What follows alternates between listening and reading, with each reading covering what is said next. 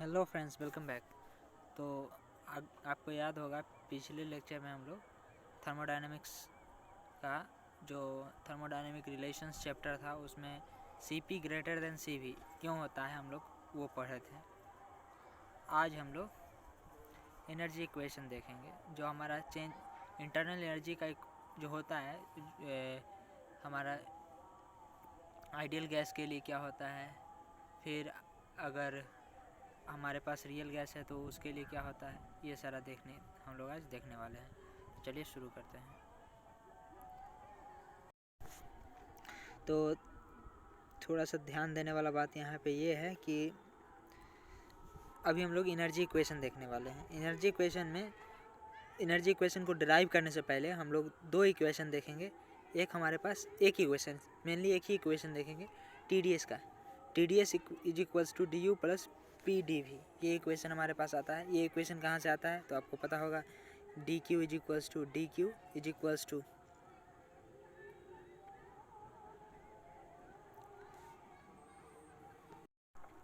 आपको अगर थर्मोडायनेमिक्स का बेसिक्स याद हो तो हमारे पास जो ये इक्वेशन है जो मैं अभी स्क्रीन पे लिखा हूँ, ये इक्वेशन हम लोग TDS इक्वेशन देखे थे। TDS is equals to DQ होता है, और एक equation del Q is equals to DU plus PdV, ये close system work displacement work हम लोग लेते हैं। तो यहाँ से इस दोनों को LHS बराबर है, तो RHS बराबर करेंगे तो फाइनली ये दोनों एक दूसरे के बराबर होगा, और यही इक्वेशन मैं यहाँ पे लिखा हूँ। यहाँ पे जो इक्वेशन मैं लिखा हूँ ये इक्वेशन दिख रहा होगा आपको, TDS is equals to DU plus PdV। तो उसी को अभी मैं आगे कंटिन्यू करूँगा, उसी से हम लोग डिराइव करेंगे अपना इक्वेशन, ठीक है। तो ये हमारे पास इक्वेशन आ गया TDS equals to DU plus PdV। अब आगे DU हम लोग को डिराइव करना है। मेनली हम लोग को चाहिए DU क्या होता है, DU का एक्सप्रेशन हम लोग को चाहिए। तो DU को हम लोग लेफ्ट हैंड साइड ले आते हैं और right hand side TDS minus PdV, ठीक है। आगे चलते हैं, और TDS को हम लोग अभी थोड़ा देर पहले TDS का फर्स्ट इक्वेशन में हम लोग पिछले लेक्चर में ये वाला इक्वेशन देखे थे कि हम लोग TDS को हम लोग इस तरीक़ा से ऐसे लिख सकते हैं, CV dt plus T del P by del T at constant volume into DV, इतना चीज़ हम लोग लिख सकते हैं। तो वहाँ से मैं इसको लिखा हूँ, ठीक है। अब आगे चलते हैं, और ये पहले से ही हमारे पास है। अब नेक्स्ट जब इसको हम थोड़ा सा रीअरेंज करें तो हमारे पास DV दोनों में कॉमन आ जाएंगे, और DV कॉमन आ गया। अब आगे हमारे पास जो इक्वेशन बनेगा DU का फाइनल इक्वेशन ये होगा CV dt plus T del P by del T at constant volume minus P और इसका होल ब्रैकेट DV। तो ये इक्वेशन जो होगा हमारा वैलिड फॉर सभी के लिए वैलिड होगा, जितने भी टाइप का गैस होगा। ये हमारे पास आइडियल गैस, रियल गैस सारे के लिए वैलिड है, जितने भी टाइप का गैस है सभी के लिए वैलिड है। DU is equals to CV dt plus bracket of T del P by del T at constant volume minus P whole bracket DV, ठीक है। अब हम लोग जो हमारा आइडियल गैस का होता है PdV, जो DU इज इक्वल्स टू हम लोग पढ़े हैं CP dt आइडियल गैस के लिए, वो कैसे होता है उसको हम लोग इसी इक्वेशन से, ये हमारा जनरल इक्वेशन हुआ, इस जनरल इक्वेशन से हम लोग ड्राइव करने चलते हैं। जनरल इक्वेशन हम लोग उसको बोलते हैं जो एक पार्टिकुलर गैस पे या एक पार्टिकुलर केस पे निर्भर नहीं करता है।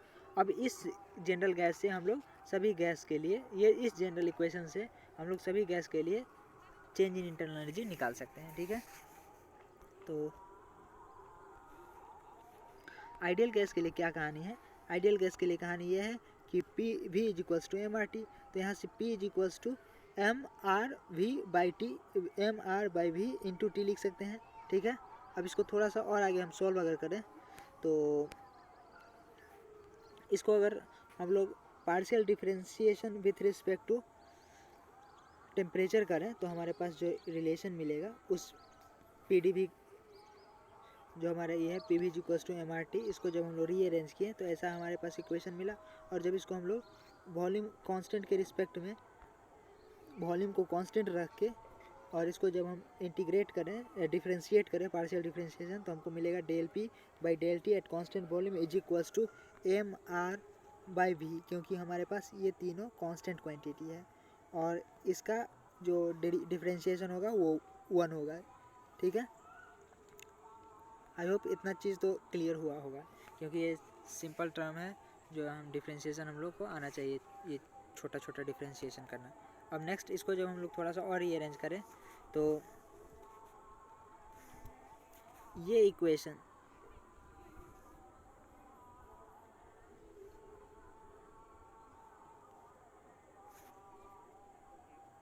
तो अब जो हमारे पास जो ये लास्ट इक्वेशन आया है, ये इक्वेशन, इस इक्वेशन को अगर हम डिफरेंशिएशन करने के बाद, पार्शियल डिफरेंशिएशन करने के बाद जो इक्वेशन आया है, इसको अगर LHS RHS दोनों तरफ हम लोग T से मल्टीप्लाइड कर दें तो आपको ये चीज़ दिख रहा होगा और ये चीज़ दिख रहा होगा, ये दोनों चीज़ सेम दिख रहा होगा। तो मतलब हम लोग इसको P के बराबर लिख सकते हैं। तो यहाँ से हमारे पास P is equals to T del P by del T at constant volume is equals to TMR/V हो गया। अब ये इस इक्वेशन का जो वैल्यू है, इसको हम लोग हमारा जो जनरल इक्वेशन आया है, ये ऊपर वाली इक्वेशन, इसमें पुट करके देखते हैं क्या होता है। तो जब इसमें हम लोग पुट करेंगे, थोड़ा सा मैं नीचे कर देता हूँ, तो जब हम इसमें इसको पुट करेंगे तो हमारे पास जो एक्सप्रेशन फाइनली बन के तैयार होगा वो होगा कुछ ऐसे, ध्यान से समझिएगा। तो हमारे पास यहाँ पे इसको देखिए आप, ये जो चीज़ दिख रहा है, ये इतना पार्ट, इसको जब हम बाहर निकालेंगे तो यहाँ पे देखिए यही कुछ ऐसा बाहर आएगा। इसको अब तो हम लोग सोल्व करने का कोशिश करते हैं और देखते हैं क्या हम लोग को मिलता है। तो ध्यान से समझिए, हमारे पास ये जो रिलेशन है और ये जो रिलेशन है दोनों सेम है, और हमारे पास T del P मतलब इसका वैल्यू जो है वो P मिला है। तो अगर इसके जगह हम P रखें तो P minus P into D B होगा, P minus P into D B, क्योंकि डी बी यहाँ पे है, और ये फाइनली ज़ीरो हो जाएगा। मतलब ये टर्म फाइनली आइडियल गैस के लिए ज़ीरो हो जा रहा है, और हम बच क्या रहा है, सिर्फ इतना बच रहा है, CVDT। और हम लोग को पता भी है कि आइडियल गैस के लिए DU बराबर CVDT होता है, हम लोग को ये चीज़ पता भी है पहले से भी, और ये यहाँ से प्रूफ होता है, यहाँ से ये प्रूफ होता है कि आइडियल गैस के लिए जो चेंज इन इंटरनल एनर्जी होता है वो DU इक्वल्स टू CVDT होता है। और ये स्पेसिफिक एनर्जी है, स्पेसिफिक मतलब पर यूनिट मास हम लोग लेके चल रहे हैं। अगर पर यूनिट मास ना ले तो हम इसको लिखेंगे मास से मल्टीप्लाइड कर देंगे, MCVDT होगा यहाँ पे, ठीक है। आई होप इतना क्लियर हुआ होगा आपको।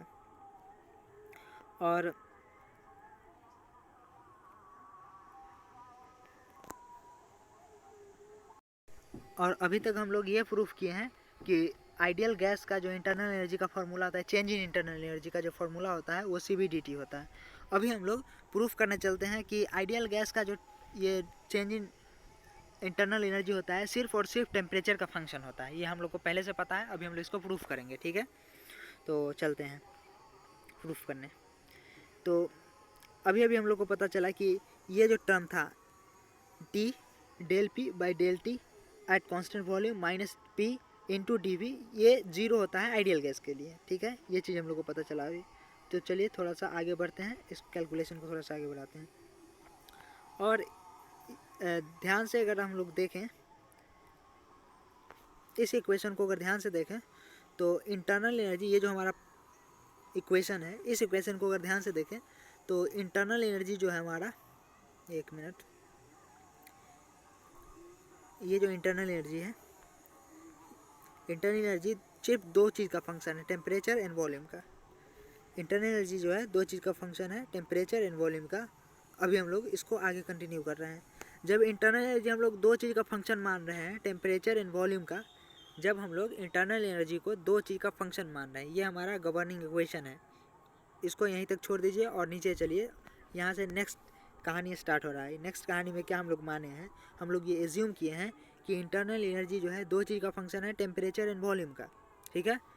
और अगर दो चीज़ का कोई चीज़ फंक्शन होता है तो उसको हम लोग टेलर सीरीज एक्सपेंशन से एक्सपेंड करते हैं, और एक्सपेंशन के बाद ये चीज़ कुछ ऐसे दिखेगा, del U by del T at constant volume into D T plus del U by del V eight constant temperature into D P. क्या करते हैं हम लोग, उसका चेंज दूसरे के रिस्पेक्ट में जब देखते हैं तो पहले वाले को कांस्टेंट रखते हैं। किसी डिपेंडेंट वेरिएबल का चेंज अगर इंडिपेंडेंट वेरिएबल के रिस्पेक्ट में देखते हैं तो दूसरा इंडिपेंडेंट वेरिएबल को हम लोग कांस्टेंट रखते हैं और उसके बाद एग्जैक्ट डिफरेंशियल उसका मल्टीप्लाइड करते हैं, अब फिर प्लस करते हैं, फिर हमारे पास जितना वेरिएबल होता है उसको ऐसे ही प्लस में करते चले जाते हैं। ये मैं फर्स्ट लेक्चर में भी बताया था, कुछ मैथमेटिक्स याद होगा आपको। तो आगे बढ़ते हैं, इसको थोड़ा सा आगे और हम सॉल्व करते हैं। याद रखिए अभी हम लोग प्रूफ करने जा रहे हैं कि internal energy is for ideal gas is only function of temperature. तो उसके लिए हम लोग फर्स्ट माने हैं, ये हम लोग एज्यूम किए हैं कि इंटरनल एनर्जी जो है function of temperature and volume दोनों का है, और उसको अभी हम लोग सॉल्व कर रहे हैं आगे। ठीक है, आगे चलते हैं।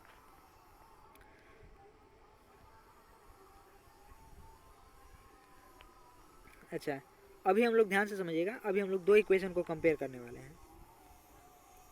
मैं इसको थोड़ा सा विजिबल जोन में रखता हूँ। तो अगर दो इक्वेशन को हम लोग कंपेयर करेंगे, ध्यान से समझिए, ये इक्वेशन जो हमारा रियल इक्वेशन है, जो आइडियल गैस के लिए, जो किसी भी गैस के लिए इक्वेशन लागू होता है वो इक्वेशन जो है, और ये इक्वेशन जो भी हम लोग बनाए हैं वाई और जेड, इसको जब हम कंपेयर करेंगे तो ध्यान से समझिएगा कि कंपेयर करने के बाद हमारे पास क्या आएगा। तो ये और ये और ये और ये दो टर्म है हमारे पास, इस दोनों टर्म का कंपैरिजन कुछ इस प्रकार से होगा। हमारे पास ध्यान से समझिए दो टर्म है, एक टर्म है हमारे पास, मैं इसको लिखता हूँ सी वी डी टी, ये बराबर हो जाएगा कंपेयर करने के बाद, ये बराबर हो जाएगा del U by del T into at constant volume into D T.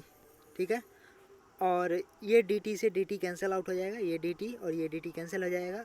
तो फाइनली हमारे पास जो बचेगा वो बचेगा सी वी, फाइनली जो हमारे पास बचेगा वो बचेगा C V is equals to del U by del T at constant volume, ये फाइनली बचेगा। ठीक है, अब दूसरे वाले को हम लोग देखते हैं। दूसरे वाले को अगर देखें तो एक मिनट, जब दूसरे वाले को हम लोग देखें अगर, तो यहाँ पे हमारे पास डेल यू, थोड़ा सा मैं इसको छोटा छोटा लिखता हूँ, del U by del V at constant temperature into D V is equals to temperature into del P by del T at constant volume minus P into D V, ये बचेगा। अब डी वी से D V cancel हो जाएगा और finally जो हमारे पास relation आएगा वो रिलेशन होगा, मैं इसको फिर से कट करके फिर से लिखता हूँ, फाइनली जो हमारे पास रिलेशन आएगा कट के वो आएगा हमारे पास डेल यू, ये बचेगा फाइनली छोटा सा लेफ्ट हैंड साइड में।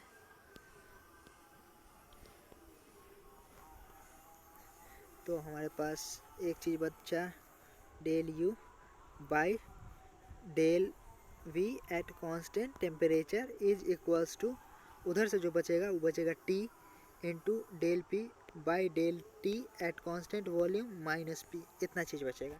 ठीक है, कंपेयर करने के बाद उसी को मैं नीचे लिखा हूँ। तो कंपेयर करने के बाद मैं जो नीचे लिखा हूँ वो टर्म ये रहा हमारे पास सामने। तो ये टर्म ये रहा और दूसरा ये रहा। अब जब इसको आइडियल गैस के लिए हम लोग देखें तो आइडियल गैस के लिए क्या देखते हैं हम लोग, आइडियल गैस के लिए हम लोग ये देखते हैं कि, एक मिनट, आइडियल गैस के लिए हम लोग क्या देखते हैं, जब आइडियल गैस के लिए कंडीशन हम लोग लगाते हैं तो हम लोग को याद होगा कि एक रिलेशन हम लोग आइडियल गैस के लिए पीछे निकाले थे जिसमें हम लोग को पता चला था कि T del P by del T at constant volume minus P into D V is equals to zero होता है आइडियल गैस के लिए। जब इस चीज़ को हम लोग left hand right hand side में ले जाएंगे तो ये भी जीरो हो जाएगा, और फाइनली हमारे पास क्या बचेगा, फाइनली हमारे पास ये इतना चीज़ बचेगा, इतना चीज़ जो कि जीरो के इक्वल होगा। तो वही चीज़ मैं यहाँ पे लिखा हूँ, अगर ये जीरो के इक्वल है, अगर ये चीज़ जीरो के इक्वल है, ये जो लेफ्ट हैंड साइड में चीज़ है वो अगर जीरो के इक्वल है तो ये फाइनली इक्वल है इसके, जो हमारे पास रिलेशन है कंपेयर करने के बाद जो रिलेशन आया है, ये रिलेशन आप लोगों को दिख रहा होगा, ये रिलेशन इस रिलेशन के इक्वल है। तो फाइनली ये भी आइडियल गैस के लिए ज़ीरो होना चाहिए, तो इसीलिए मैं यहाँ पे ये लिखा हूँ कि ये भी आइडियल गैस के लिए ज़ीरो होना चाहिए। ठीक है, इसका मतलब क्या है, जब del U by del V ideal gas के लिए एट कांस्टेंट टेम्परेचर 0 है, तो इसका मतलब क्या है? इसका मतलब ये है कि वॉल्यूम के साथ यू का चेंज कांस्टेंट टेम्परेचर पे नहीं हो रहा है। इसका मतलब यही है। और इससे हम लोग ये कंक्लूजन निकाल सकते हैं कि u is not a function of volume. इससे हम लोग ये कंक्लूजन निकाल सकते हैं कि u जो है फंक्शन का वॉल्यूम का फंक्शन नहीं है। ठीक है, तो हमारा अजम्पशन जो था, हम जो माने थे assumption u is equals to function of temperature and volume, इसमें वॉल्यूम एलिमिनेट हो गया, हमारा वॉल्यूम खत्म हो गया, क्योंकि वॉल्यूम उसका फंक्शन है ही नहीं आइडियल गैस के लिए। ये स्पेशली आइडियल गैस के लिए मैं बात कर रहा हूँ। ठीक है, आगे चलते हैं।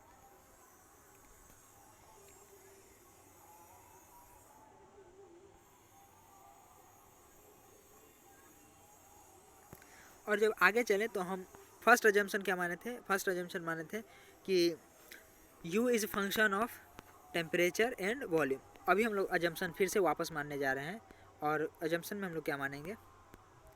u is a function of temperature, pressure and volume, तीनों का। एंड आगे temperature is function of pressure, volume and internal energy.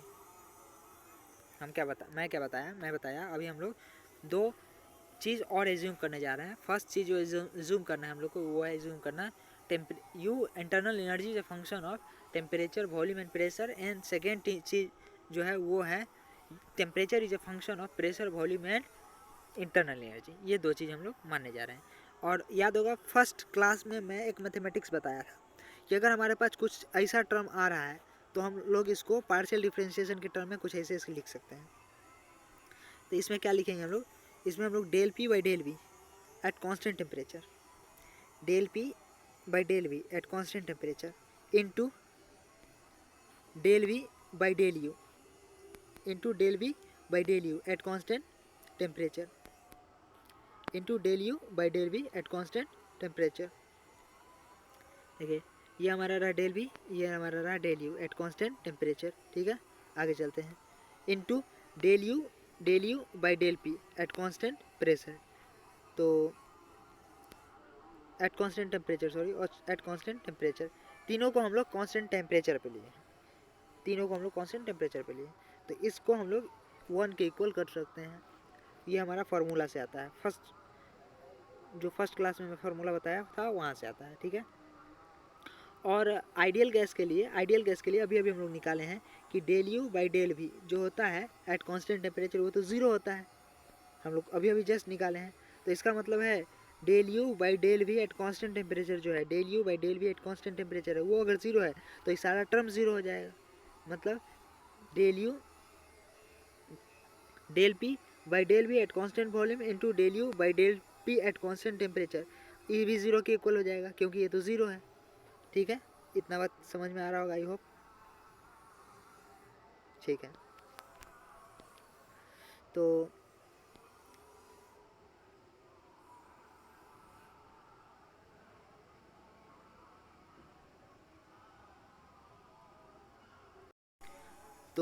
अब क्या हुआ?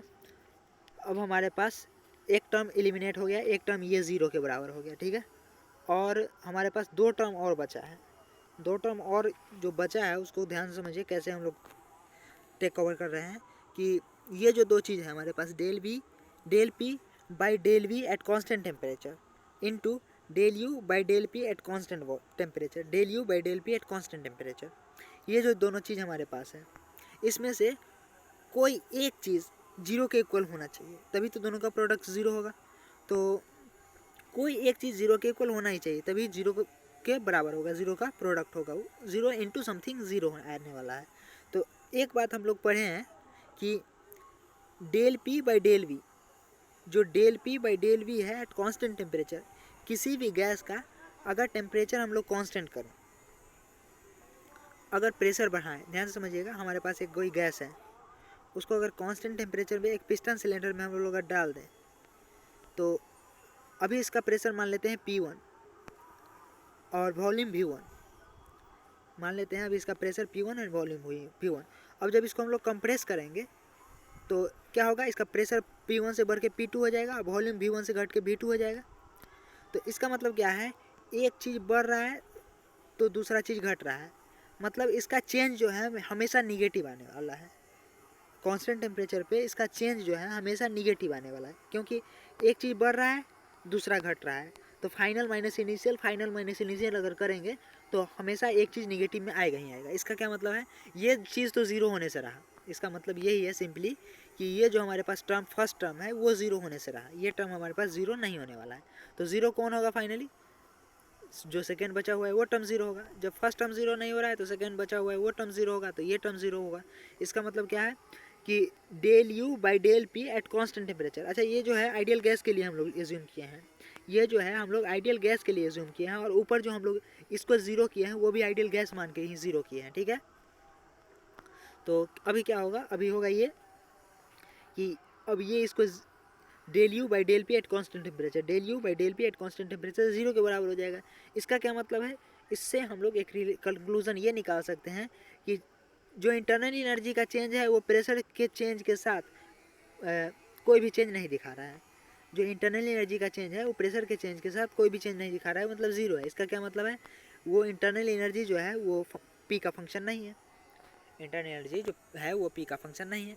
अभी हम लोग क्या एज्यूम किए थे, अभी हम लोग दो चीज़ें एज्यूम किए, internal energy is function of temperature and volume, और एक चीज़ और, internal energy is a function of temperature, pressure and volume. तो अभी हम लोग क्या क्या चीज़ एलिमिनेट कर चुके हैं, एलिमिनेट हम लोग ये चीज़ कर चुके हैं कि वॉल्यूम का फंक्शन नहीं है भाई, प्रेशर का फंक्शन नहीं है भाई, तो बचा क्या, सिर्फ टेम्परेचर बचा हमारे पास। इसीलिए हम लोग यहाँ से एक कंक्लूजन निकाल सकते हैं कि आइडियल गैस का जो इंटरनल एनर्जी जो होता है वो ओनली फंक्शन ऑफ टेम्परेचर होता है। यहाँ से हेंस प्रूफ, यहाँ से ये प्रूफ हो गया। तो ये रहा हमारा आज का ये इतना लेक्चर। एक्चुअली ये बहुत ज़्यादा लंबा लेक्चर हो गया है और ये ज़रूरी भी था, तो थैंक यू। अब हम लोग नेक्स्ट क्लास में इससे आगे जो है जूल थॉम्सन कोएफिशिएंट उसको देखेंगे। जो हमारा जूल थॉम्सन कोएफिशिएंट है उसके बारे में हम लोग नेक्स्ट क्लास में डिटेल से चर्चा करेंगे। तो तब तक के लिए धन्यवाद।